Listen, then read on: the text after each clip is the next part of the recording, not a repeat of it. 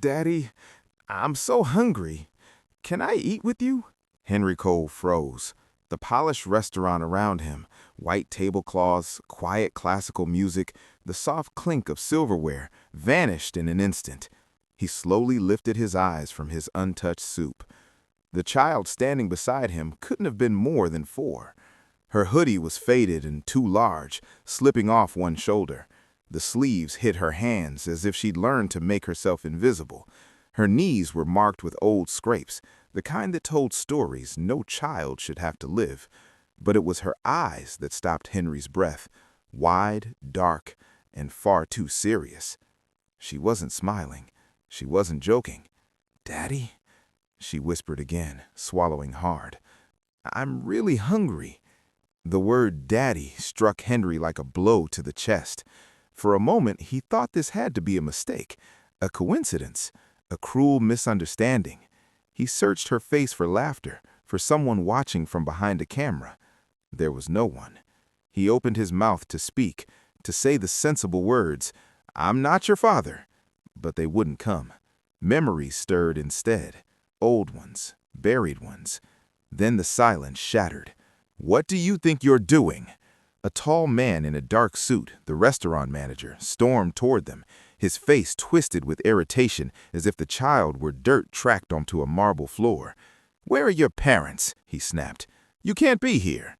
The girl flinched. "I just wanted to eat with my daddy," she said softly, pointing at Henry with trembling fingers. The manager laughed, a sharp, ugly sound. "That man is not your father. Don't lie." Henry finally found his voice. "Wait!" But the manager ignored him and grabbed the child's arm. "We don't allow begging here. You're disturbing the guests." "No!" the girl cried, panic flooding her voice. "Daddy, please don't let him take me." Something broke inside Henry. "Let go of her!" he shouted. Startled, the manager tightened his grip. The child lost her balance and fell hard onto the stone floor. The sound echoed through the restaurant. Blood appeared on her forehead. The room went silent. Henry dropped to his knees, hands shaking as he cupped her face. "Hey, look at me," he whispered. Tears streamed down her cheeks. "I didn't mean to be bad," she sobbed. "I just wanted to stay with you." Henry's heart shattered. "You didn't do anything wrong," he said fiercely, pressing a handkerchief to her wound. "Nothing. Do you hear me?" She nodded. Henry looked up at the manager, his eyes cold and unyielding. "If you touch her again," he said quietly, "you will never work in this city again." The manager turned pale. Henry lifted the girl into his arms. She stiffened at first, unused to being held, then clung to his jacket as if he might disappear. "Daddy?" she whispered, uncertain. Henry closed his eyes. "I'm here," he thought. "I've got you." "What's your name?" Henry asked gently, lowering his voice as if loud words might frighten her away. "Mila," she sniffled, wiping her nose with the sleeve of her oversized hoodie.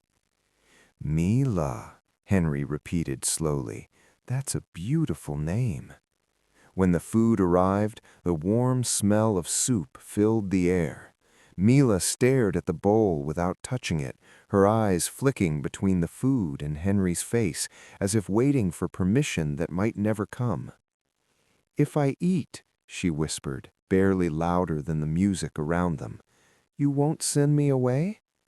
Henry felt something tighten in his chest. "No," he said firmly, leaning closer so she could see his face. "I won't." Only then did she lift the spoon. She ate carefully, slowly, as though trying not to take too much, afraid that being too hungry might be a mistake. Every few seconds she looked up at Henry, making sure he was still there, that he hadn't changed his mind. After a while she spoke again, her voice softer now, almost thoughtful. "You look like my daddy," she said. "His name was Eric." Henry's hand froze. The fork slipped from his fingers and clattered softly against the plate. Eric. The name echoed in his mind, opening a door he had sealed years ago. Memories rushed in, unfinished conversations, harsh words, a goodbye that had never been meant to be permanent.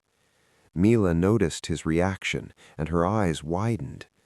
"Did I say something wrong?" she asked quickly. Henry shook his head, forcing his voice to stay calm. "No," he whispered, "you didn't say anything wrong. You said something important." After a moment, he asked gently, "Do you remember where you lived before?" "With Daddy," she said. "Then there was a fire." She paused, twisting the edge of a napkin between her fingers. "A lady came at night. She smelled like bleach. She said Daddy was sleeping too long and that I had to go with her." Henry's chest tightened painfully. "Do you think Daddy will wake up?" Mila asked, her voice small but steady. Henry swallowed hard and shook his head slowly. "No, sweetheart, I don't think he will." Mila didn't cry. She just nodded once, as if she had already known the answer.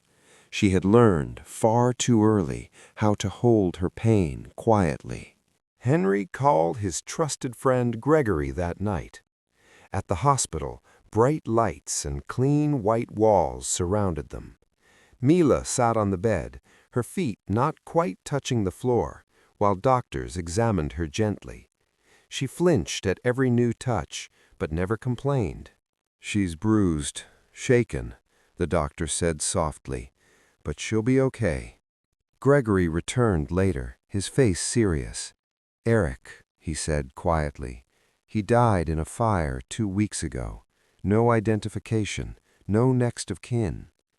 Henry felt the words settle like a weight on his chest. He took out an old photograph, edges worn from years in his wallet, and showed it to Mila. She leaned forward, eyes filling with recognition. "That's him," she whispered. "That's my daddy." Soon after, the DNA results arrived. 99.94% match. Mila was his granddaughter. Henry sat down slowly, his hands trembling. Guilt washed over him in waves. "I turned Eric away. I should have been there." Gregory met his eyes. "You can't change what's already happened," he said, "but you can decide what happens now." Henry looked down at Mila, who had quietly slipped her hand into his. Her grip was small, uncertain, but trusting. "She stays with me," Henry said, his voice steady despite the storm inside him. "No matter what it takes." Mila looked up at him, hope and fear mixed in her eyes. "Daddy?" she asked softly. This time, Henry didn't hesitate. "Yes," he said, squeezing her hand. "I'm here. I'm not going anywhere."